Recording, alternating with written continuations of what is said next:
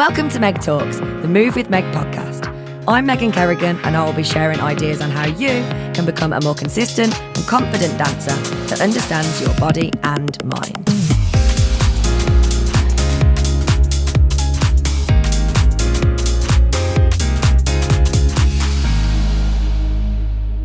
Hi everyone, and welcome to another episode of Meg Talks. It is part 15 of our Mindset Matters today with Annabelle. So welcome, Annabelle. How high pitched did your voice go then? I don't have that range in my voice. If anybody knows me, I'm known for my husky, dulcet, brummy tones. But yeah, welcome. Hi. Are you good? Yeah, I am. I'm really good. Good. And me pretending that I haven't just been on an hour's meeting with Annabelle just before this podcast. And yes, we've just been planning our next couple of months, haven't we? Yeah. Annabelle comes to meet in person once a month, so we love those days. We get loads done and lots They're very of productive. and gossiping as well. We do, And we get to lunch. And we go for lunch, which is the best. Oh yeah, got a new place for us to try, but I do need to check the gluten-free menu. Ooh, intriguing. Yeah, exciting. So today we are diving into busting some myths that we feel lots of Irish dancers believe to be true. We hear them over and over again, and we just felt like we wanted to bust them so that we hear less of them, because they get frustrating, and we get frustrated saying the same thing over and over and over again, and then dancers finally going, oh, when it really makes sense to them after we've explained it. Yeah, 100%. And I think this one's beneficial for parents and dancers, because I think sometimes, obviously, if you're a new parent into this crazy world of Irish dancing, you're like, well, that's what I've heard, so let's do that. And sort of going along with, the myths, or the, like, jumping on the bandwagon almost, and just being like, well, everyone does that, so I need to do it, or everyone does that, so I must do it. Just common beliefs, isn't it? And I suppose if you're a new parent and you don't know and you hear it over and over again, then you're likely to be like, oh, well, yeah, we'll go with that then. We'll do that. And also, if it's like a shared belief almost, isn't it? It's like, if it's a shared belief and your whole school seems to sort of work in that way, it's difficult sometimes to be the person that goes, right, why don't we try it this way and deviate slightly? Yeah. But hopefully today's episode will give you the confidence to find your own way within your dance journey. Yeah, you must look back at some things you did when you were younger that, like, teachers had told you or your whole dance school did, and go, what on earth? Some things, I mean, most of them, like, I laugh sometimes to think my dancing teacher was one of the first to really sort of bring, well, I believe one of the first. It was like that sort of change where we started doing sit-ups and squats and stuff in class, and we were skipping instead of dancing, or skipping as well as dancing. And there's elements of that are amazing, and I credit a lot of my success to that, and to my teacher's way of constantly trying to find something. Forward thinking. Yeah, it was very forward thinking and open-mindedness in a way. However, like, we used to call squats knee bends, and we definitely weren't squatting. We were just like, have you seen I was going to say a word there, and I don't know whether to say it, but I'm going for it. Have you seen a slut drop, like as a dance move? Yeah. That's what we were doing. We were doing like 100 of them as fast as we could. It was like Russian dancing. And now I wonder why my knees hurt. Like, it wasn't actually the dancing that hurt my knees. It was those knee bends. Like, when sometimes you think, okay, the idea was there, but maybe the implementation was like not as successful as it could have been. Yeah. Knee bends. So yeah, that one springs to mind amongst many. But let's go then with myth number 1. Love busting this one, guys. Myth number 1 is you need to practice at home or be at dance class every single day. Incorrect. First thing I ask dancers on their, well, not first thing, one of the main things I ask dancers on their one-to-one assessments with me is, talk me through your dance week. Talk me through a normal week for you. and they go dancing on Monday, press at home Tuesday, go to gymnastics Wednesday, then I go straight to dancing, then I do piano on Thursday, and then I practice at home, and then I do this on Friday, and then I do a fesh on Saturday, and if I don't have a fesh, then I'll practice at home, and on Sunday I go to football and and I'm like, right, when do you relax? When do you have a rest day? When do you allow your body to actually grow? When do you allow your mind to switch off and have a break and feel excited about dance and your routine again? What's your experience of that? Yeah, definitely. Very, very common. If they're not at dance, they're at the gym. If they're not, with a personal trainer, or I'm doing hill sprints on that day, or like I'm practicing at home, or there's always something. I think the younger dancers are getting better at understanding this change of like rest days and stuff like that. I think slowly but surely, hopefully, touch wood, things are changing. I find older dancers find it harder. Teenagers from about 15 upwards, they tend to really struggle with I don't even like saying rest day. We have to change it. So it might be called it's homework day. Or I've got an older dancer at the moment and it's date night. It's the night she sees their boyfriend. So it's like, it's not, because if you say rest day, it really, really bothers her. So we have to change the wording around it to make it a bit easier. Ultimately, it's the same thing. It's just easier for her to deal with in that way. I think younger ones are getting better, hopefully, from the education people like ourselves are putting out there. I think it's mainly teenagers and older dancers that I see struggling mostly with this. And I can understand it because it was me. Oh, at the same time, we didn't have tea education.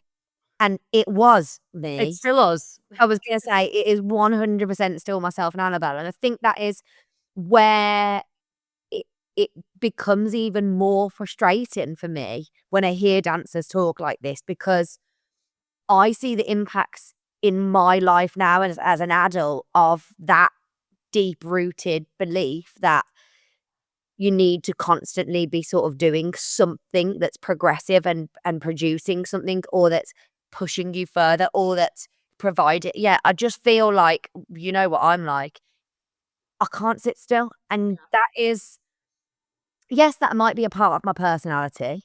However, if I wasn't like that when I was dancing, which I danced pretty much every day, apart from maybe, I think a Tuesday we ended up having off in the end, but I danced every day other than that.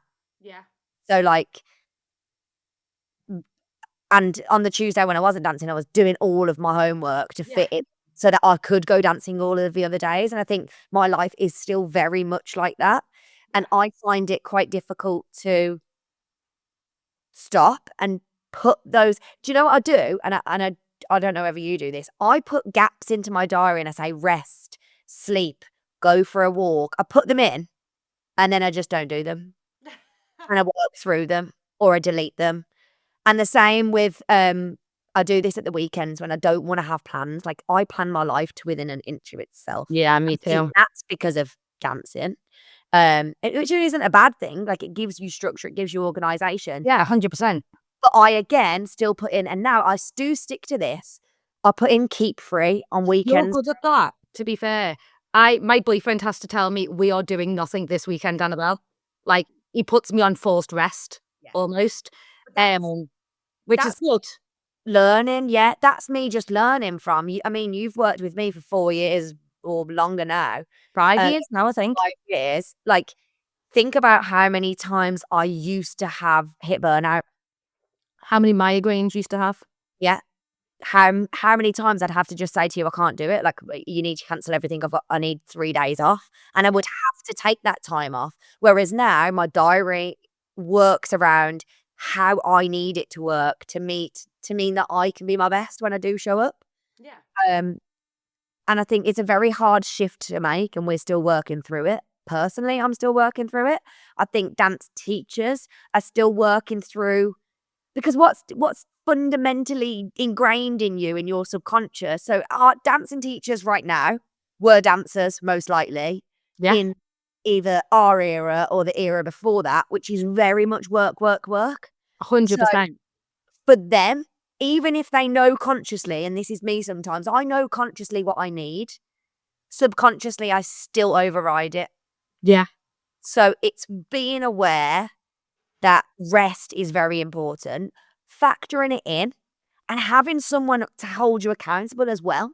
So, like, maybe as a parent, that is your role for your dancer, or vice versa. Maybe the dancer needs to tell somebody else at class to hold themselves accountable, and just working through it that way. Any other tips? So, like, I liked the reframe and the rewording. Any other tips for dancers for, like, making sure that this sort of happens? Yeah, as Baz say, personally, like, as you've just mentioned then about the accountability, like, my boyfriend is that person, for me and does force me to rest, and then afterwards I'm like, "Thank you." So yeah, having that accountability person is really good, but also making sure your time, and you talked on this before, making sure your time of rest is rest. Don't fill it with all your homework. Don't yeah, okay, yeah, you watched a movie, but was it jig? Was it still Irish dance based? Like, let's go and, like, move away from the Irish dance world. Like, it's not gonna kill you. You're gonna be absolutely fine. No one's thinking, "Oh, you're not a dedicated dancer because you didn't watch jig on your day off, Yeah. or you didn't do goal setting, or you didn't focus on dancing in some way." Like, it's good to have a break in the mindset from dancing as well. Like, go to the cinema with your school friends. Yeah. Like, go and do something like that. Go and try a new sport, or go and do something different. Um, Take the dog for a walk and say, "Right, me and mum aren't gonna talk about dance today." Because actually there's so much more to you as a person Yeah. away from Irish dancing and your relationship with mum, say if that's your fresh person, than just Irish dancing. Yeah. And think about just having little reminders of that is always quite good. Yeah, and I think as well from a parent perspective, this is where you need to be conscious as well, because let's say like would be in the supermarket, right? And I'd be dancing down the aisles as you do because you can't stand still when you're a child, and especially when you're a child Irish dancer. Standard. My mum used to be like, "Oh my gosh, can't go anywhere," and I'll be Irish dancing down the aisles, be Irish dancing around the park, but she would then still be correcting me. That would be my mum. Take your feet out. Going down the sweet aisle, doing a 1, 2, 3 and having a laugh, and she's like, "You need to turn your back foot out," and I'm like, "Just give me a break." So, like, knowing when it's just, like, not good, that does not help in any positive way. Also, if we're on a day that's supposed to be a rest day, now you've made it about dancing in a way that, like, sometimes and this is where that subconscious comes over. My mum's subconscious there couldn't be like, "I can't look at that back foot." Like, "Well, I'm not gonna say anything." Instead, it was, "I need to say, turn that back foot out." And then it ends up in an argument. It ends up in the whole trip being ruined. It ends up in the day being about Irish dance again and it being negative. Then you get But the lecture in the car of, well, how you practice is how you perform on stage. I had that one a million times when you're just messing around.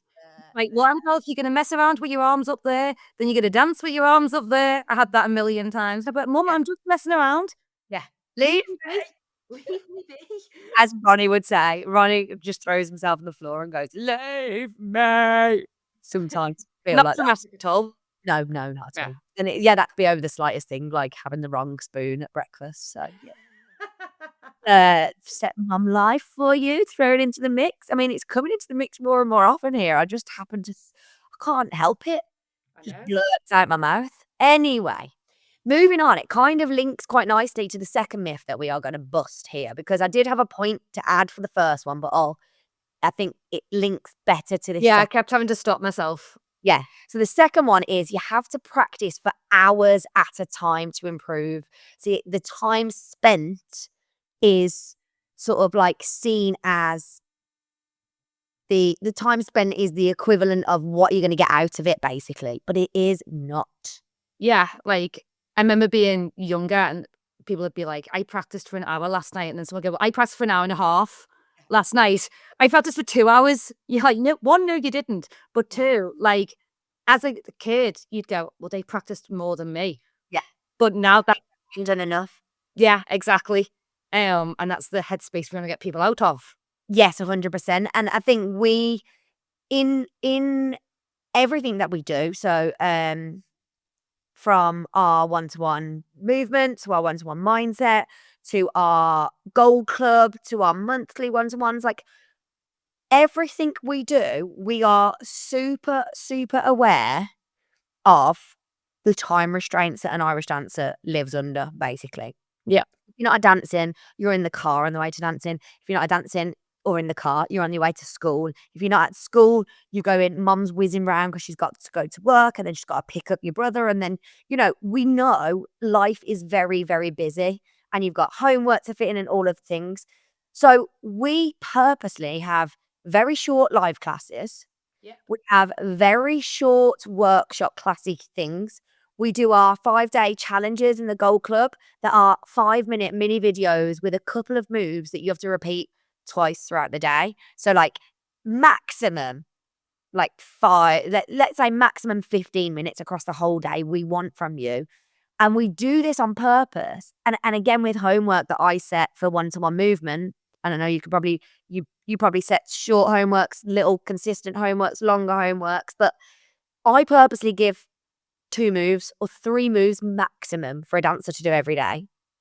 Again, 5 minutes time. Yeah. My homework, I'd say on average, takes about 15 minutes, if that. Yeah. And the reason for that is because we know you're busy, but also if anyone is like me, if I was told, right, here's your program, I want you to do it 3 times this week, how many times do you think I'd do a full 1-hour program? Once, twice. Yeah, if that. And if I was doing it, do you think I'd do it properly? No. So if I give dancer 2 moves and I ask them to do it every single day before they brush their teeth and after they brush their teeth in the evening before going to bed, 2 moves, 5 minutes, how much more likely are we to do it? So much easier to fit it. It's so much less overwhelming. And how much more likely are we to actually focus and do it properly? Yeah. And I think that's the same as practice. Yeah. If you are saying, I practice for an hour, okay, but how much of that hour was actually valuable? Yeah, exactly. If you're anything like me, back in the day, go in there and practice for an hour. Yes, mum, okay. Shoes on hands, banging the floor, pretending to practice because I just didn't have it in me. That is still the most hilarious story I think I've ever heard. But it's sort of, it's a really funny story. It's hilarious when you think about it, but it actually tells so many little stories inside of that one thing, isn't it? Like, go in there and practice, shut the door.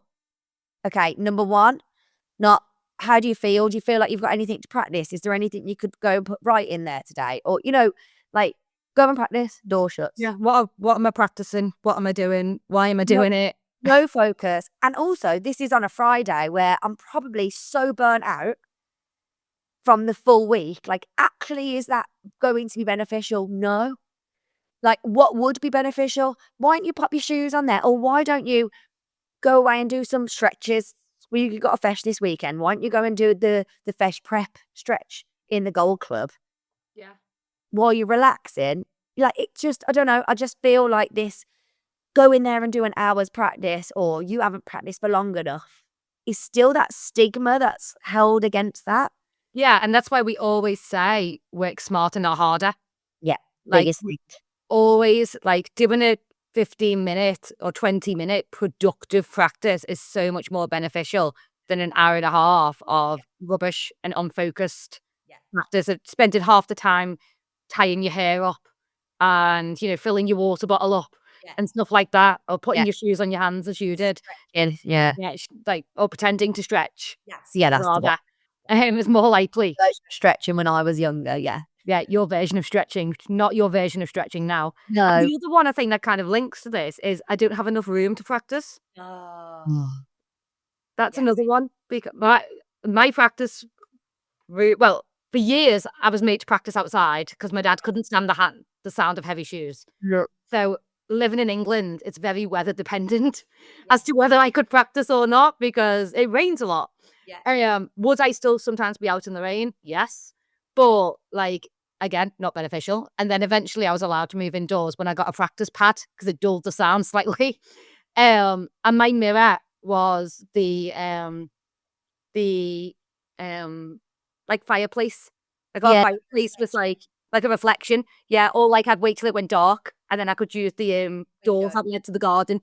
But that was my practice, including in COVID. Yeah. That was a practice pad was literally all I had. Practicing. You don't need a big fancy dance studio either. I actually think that's when you get the most beneficial or the most benefit as well, because what your dance teachers don't have time to do when they have a full class is break down every little bit of your step, Yeah, perfect every tiny little bit. That is the you time. that's what That you is the should be bit. doing. That is the bit that the world champions do in their Yeah. own time, and they don't rely on their teachers for. Yes, you might have the luxury of a private. You might have the luxury of some 2-to-1 time with your teacher, but a lot of dancers don't have that luxury. But it doesn't mean you can't do it at home. Take 15 minutes. Say I'm gonna, and this is what I always tell dancers to do. If you don't have a plan of what you are practicing at home and when you are doing it, there is no point. Yes, you might improve 1%, 2%. If we sit down, start of the month, look at when our feshes are. Okay, is it realistic that I'm going to practice that much that day? Okay, let's say 10 minutes, let's say 15 minutes, 5-minute warm up, 5-minute cool down. That's nearly half an hour, right? I'm booking in half an hour there. I am going to practice the right leg of my heavy jig lead around. Just that. This is Break exactly what I would do. 15 minutes, break it down. Once you've done the 15 minutes, that's it. Write down where you got to. So the next time you're going to do your right leg of your lead round, you know where you got to, you know what you were aiming for, and you've got a log, you've got videos to take, you've got, that is small space, 15 minutes. Like, it's so much more beneficial. And then, as I say to dancers, if you have a log of this as well, you turn up at a fesh and you're like, oh, I feel a bit nervous, right? Oh, how do I get myself out of these nerves? Not don't be nervous, or your parents saying don't be nervous, or your teacher saying don't be nervous, you shouldn't be nervous. Go flick through your journal. Go flick through and see how much practice you've done. Oh, I've practiced every single part of every single step in this heavy jig. What have I got to be nervous for? And Yeah, it helps you to believe in yourself when you do turn up at competition. yeah. Or look at the video From from 2 weeks ago. Yeah. Well, now I've just done this with a dancer from America, and it was this week we were doing her first step of her slip jig. And I went back and she does like a jump, and on the first video, she did a really sickled foot underneath. And then this video, she didn't have it. And I was like, okay, what do you think's better? And she'd named a few things that were better, but she hadn't picked up on that one bit. So I took a few little screenshots and sent them, and she was like, oh my goodness, I didn't even see that. That is better as well. And then she's like, actually, if you screenshot this bit, look how much higher on my tower was there. And she hadn't noticed these things as well. She'd said, yes, our carriage was better, and it was. Yeah. But there was actually really specific Yeah. things as well that she hadn't even picked up on. And that was only a matter of a few weeks difference. Yeah, and I think doing that as well for your self-esteem and for your confidence is so, so good to see that before and after. And that's why I make dancers do that in all of our one-to-ones, in all of our challenges, in all of our sort of live classes. We try to constantly just remind you to take a photo, look at the progress, see your small wins, celebrate the small wins. That's If all you're our waiting WhatsApp for was one- filled with. If Our you're WhatsApp, waiting for a big win, how long would you be waiting? It's all the exactly. little ones, yeah. And all the little ones add up to the big and ones. that's again what our new goal club really, really hones in on. It's like it's the little wins. We literally celebrate you completing one class. So you complete a class. When you click complete, you get confetti. The We confetti's need to brilliant. celebrate every single little thing. And that is where you will see the difference between a happy dancer and a dancer, basically, Yeah. is- And a dancer is good at being kind to themselves and being confident. and being confident. Myth number 3. World champions don't get nervous. Enter Meg. I can bust that myself. Myth busted, move on to number 4. They do. That's the answer. They do. I think, and I think this is the same in all aspects of life, not just Irish dancing. So I Yeah. think this is a really good lesson for everyone. I was listening to a podcast today about Chrissy Chella, who actually is a fitness instructor. Like, she Yeah. just got big before COVID, I think. Yeah. Around COVID time, wasn't it? Building, during COVID. And she's incredible. And she sort of said, in a room where someone might feel, and we use the word intimidated. So let's say you're in a room full of world champions, or in a practice room and there's everyone on the dance floor seems good. Instead of shying away, like entering that space and trying to learn from these people, but also like I look up to her and she's talking about feeling nervous, talking to somebody else who's above her.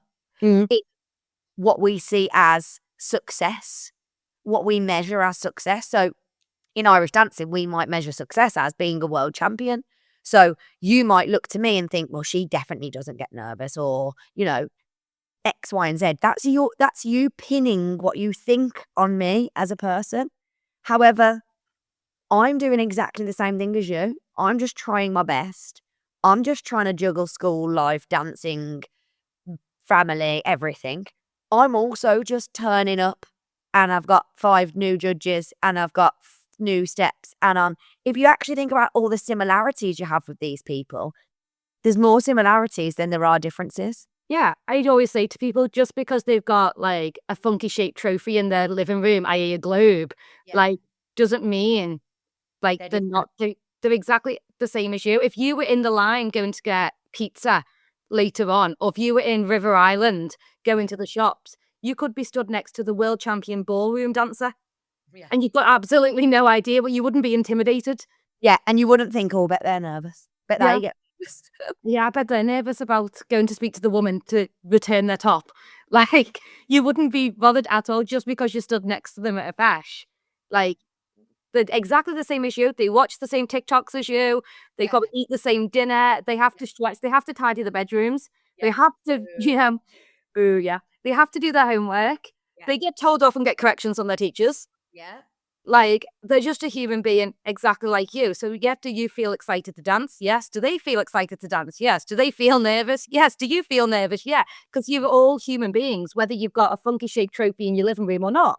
And you're all aiming for something. I think that's the thing. I think we pin so much on this, like being a champion, being in first place, being a world champion, being an all-Ireland champion, all of these things. But what's your version of that? So you're aiming for your version of that. So you should be feeling the same thing that they are feeling. You're all aiming for something. You're all trying to achieve something. You've all put a lot of work and investment and time in. So actually, everyone's feelings are going to be very similar. Just because theirs might be aiming to be world champion and yours might be aiming to get a recall, actually doesn't make any difference of what the goal is. Your time investment is similar. Your effort is similar. And your feeling of wanting to make yourself proud and all the hard work to pay off, that is what makes you nervous. Caring.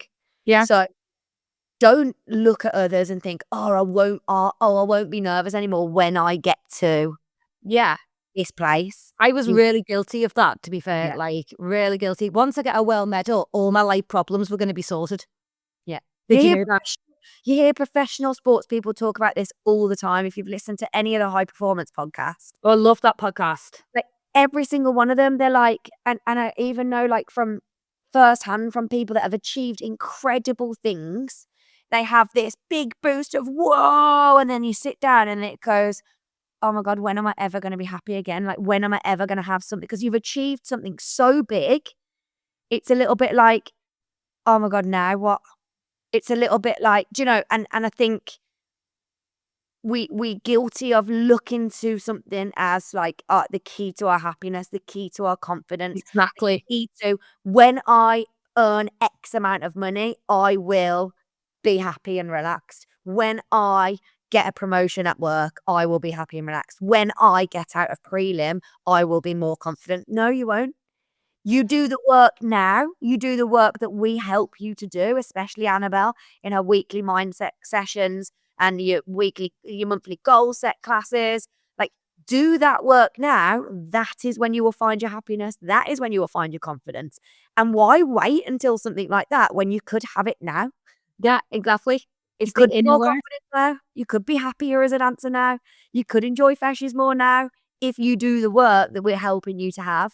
So I think that's just, that's taking us down a little bit of a tangent. But I think this like looking forwards and looking at others and thinking they've got what I want or I want to be there or they've got life sorted because of X, Y, and Z. And actually, it's not true. It's not true. I could look at Move with Meg and think, they're really organised. They know what they do. Woof. Well, I'm just seeing what we like. I'm just sometimes I'm just keeping my head above water, like, oh my God, everyone needs new programs and I need to be here and I need to do this. Like, life is not when I get to there. It's okay, take a breath. What's most important now? What do I need to do for me now? And then finding your present moment, happiness, confidence, and all those things. Yeah, like, and if you are more confident, you are happy, and you do that inner work now, then you're likely to be able to put your best foot forward on stage. Yeah. And maybe then other things will come, but you don't get the other things and then get the inner work. It's the No. other way around. It is the other way around. And that is a myth in itself. But anyway, we've got enough to go through. I know, yeah. Here's the next one then. If I don't qualify for Worlds by under 10 or like the first Worlds under 11, I will never get there. Listen to Olivia Graydon's podcast. Yeah, that simple answer. And that was exactly my. Or Annalise Carter's. I'll put it. Or whose, did you say? Annalise Carter's. Yeah. Hers is another great example. Okay, let me put this I have a link in the show notes. Mary's might be a good one as well. Yeah.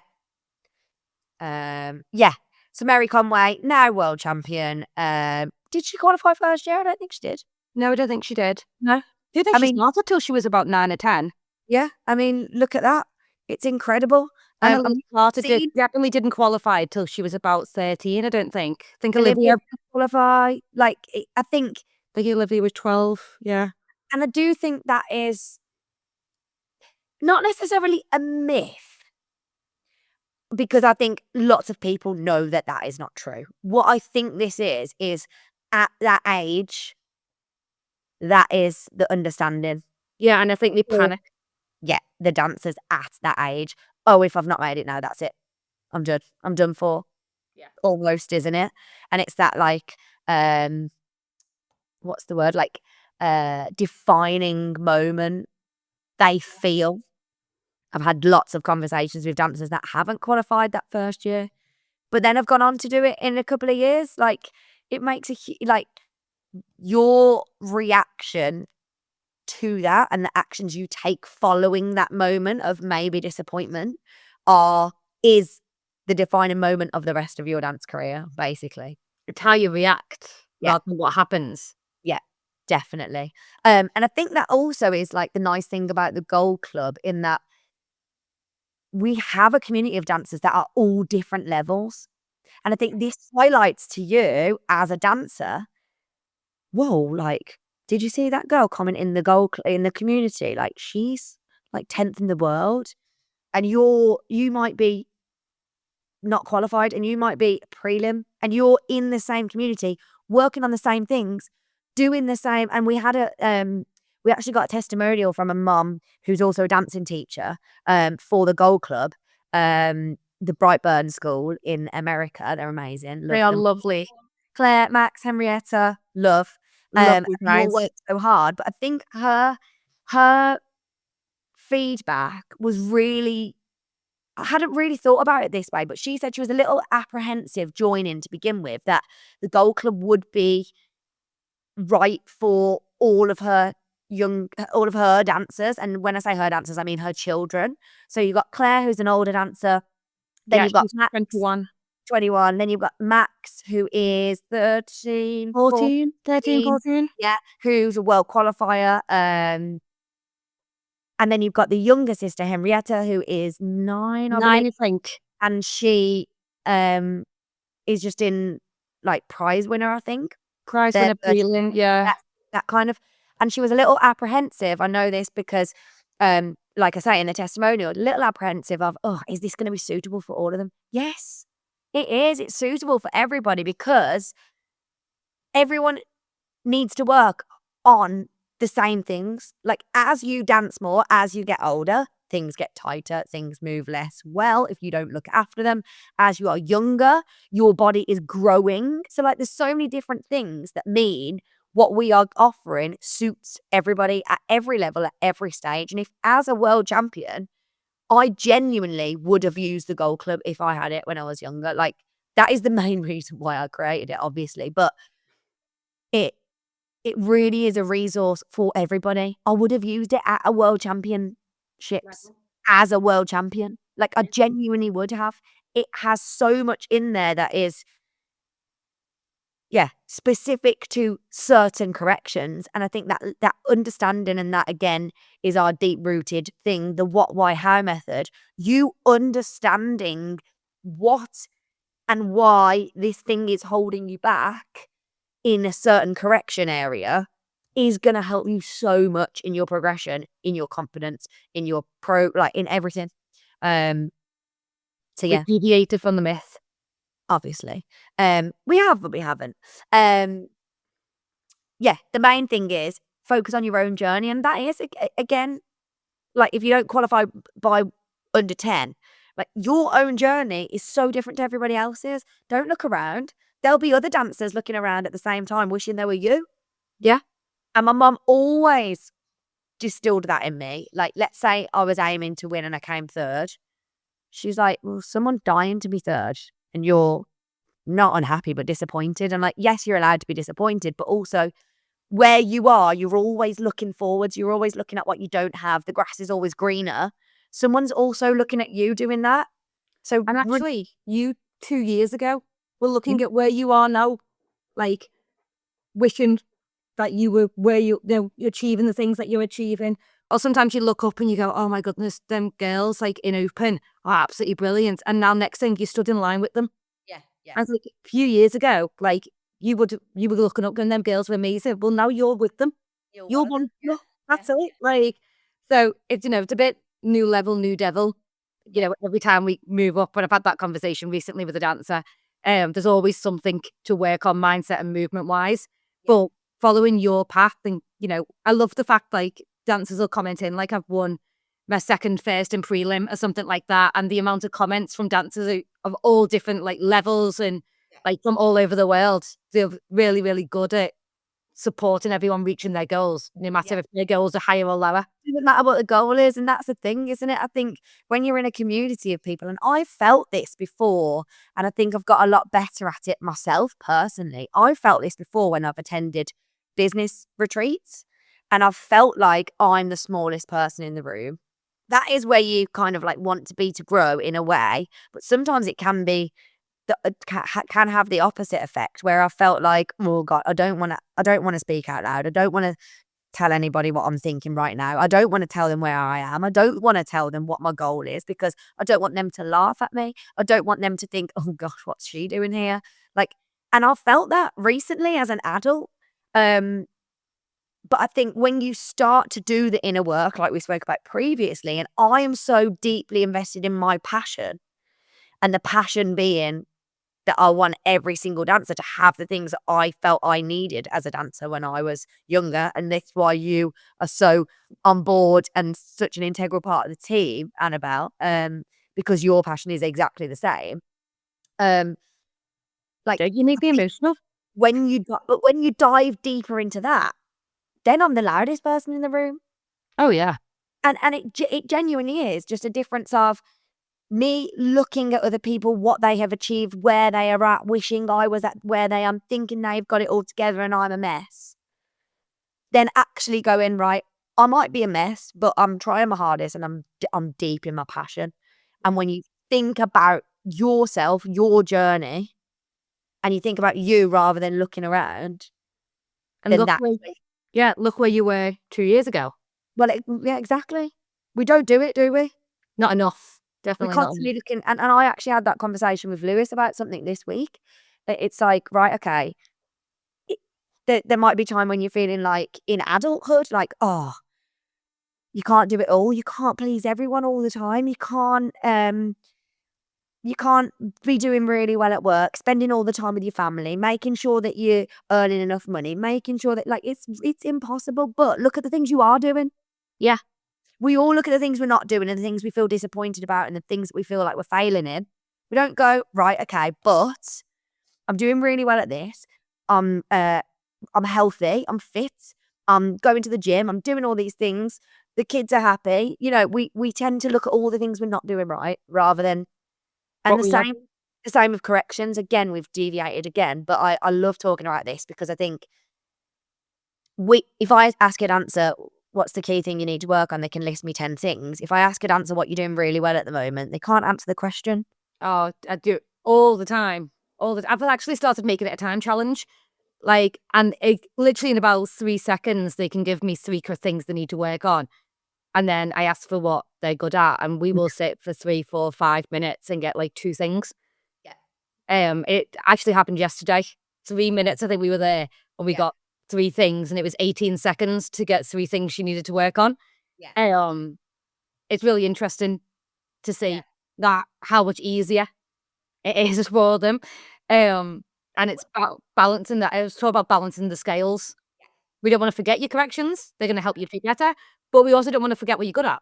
Yeah. We need to balance the scales a little bit more. And we don't hear them. I think that's the other thing with Irish dancing. I always say to dancers, right, compliments from an Irish dancing teacher are often silence. That's a compliment. So if you've heard arms, arms, arms, arms, arms for the last 2 years, and you are now not hearing arms, arms, arms, that is a compliment. Write it down. Yeah, read between the lines sometimes. Yeah. It's hard when they're younger. Yeah, of course it is, but it's searching for it, isn't it? Yeah. And that's where a parent can facilitate that conversation on the way home. Like, okay, what was being said today? And then you notice that gap and highlight it for the dancer. Yeah. Like I had one of my monthly dancers. They actually said, this made me laugh. They actually said they're not mentioning arms in carriage anymore. I don't know if it's just because they're bored of saying it or whether it's got better. And I was like, let's hope it's the second. But there you go. Like the parent has helped the dancer to hear that silence, and hear that missing correction. And that making and making them see that as progress. Right, we've got time for one more. I was going to say, pick which one you want. I'm going to go with this one because I think, again, we can link to Mary Conway quite a lot here and as a great example. Oh, I know which one you're going to say. Link in the show notes. Oh, actually, to be fair, both of them could link to her. So go on. Oh, yeah, they do actually. I'm going to say myth number 5 is you need to work on all of your corrections at once. Yes. So Mary's podcast is a good one about this. I won't tell you too much about it because I want you guys to go and listen to it if you haven't already. But she picked one key area of her dancing to really, really focus on. And I think if you've ever watched Mary dance, you could probably already guess what that one thing is. But it really took her dancing up to the next level. Yeah. It was like her breakthrough moment, wasn't it? Yeah. I love that part of the story. It's like, okay, well, I just decided, right, I'm fed up of trying to do all the things. I'm just choosing one, the main one. I'm going to go for that and I'm going to go for it hard. And it literally changed her game completely. Yeah. A big moment, wasn't it, in her dance journey? Yeah. And that's where we have really tried to go down as a route for dancers in the new Gold Club. Because especially the new one. Yeah. So our onboarding process, you will take a quiz that will tell you your first learning pathway that you will work through based on the answers from the quiz. And then you get a 5-day challenge that breaks down the what, why, how of 5 different areas that might be impacting. Let's say, for example, you end up in the kick height pathway. You go work through the 5 days. Then you answer another little mini quiz that helps you to understand, okay, my kick height is actually down to my glutes being tight. So now you unlock the library by completing that. You get your little confetti moment. You get your certificate, kick height queen or king. You get your little confetti. You get a video telling you what to do. Then you go in, you unlock the full library. You now know, click kick height, click into stretch classes. Oh, there's a stretch class there about glutes. I know I need to do that stretch class. And everything is so much more guided. The other thing we also do that helps to facilitate this once you're in there is our monthly correction clinic. Yeah. And that is designed for this specifically. So every month I turn up, you guys turn up live. If you can't make it live, watch because there will be someone else in there with your correction and I will guide them of where and what to do. You can then use that. So even if you can't turn up live, it's useful for you. In the correction clinic, every dancer gets their turn. What's your main correction at the moment? It is X, Y, and Z, or it is this. Okay, I troubleshoot that with you a little bit so I can help you find your why. So help you find your specific why and then tell you exactly what to use in the club, in the library to help you improve it. So that is how we're making it specifically about this one thing rather than go in, use this library of 150 different things and get really super overwhelmed. It's now so much more guided, so much more specific, and so much more about you and your key correction. So you're working on that one thing and you can have that big breakthrough moment like Mary did, hopefully. Yeah, and it's the one thing, but then also broken down even further. Yeah. And that's what I really like. It's like, because my kick case, like yours, was not my strong suit, especially my left leg. But like the amount of hours I spent just stretching my hamstrings, because that's what you were told to do. Well, I Um, them, but yeah. but like now when you actually look into it, it's like, oh, actually, it's not even that's the issue. It's actually strength rather than stretching, or it's mobility in my hips, or it's glute strength or whatever. Like, and then working on that is going to make your kicks better rather than just spending ages stretching when that might actually not be what you need to do. Yeah. And that's why I like the challenges so much, because it really highlights what it is Yeah. that's Yeah. holding you back specifically. Yeah. And that's the thing, isn't it? It's just more specific and education based.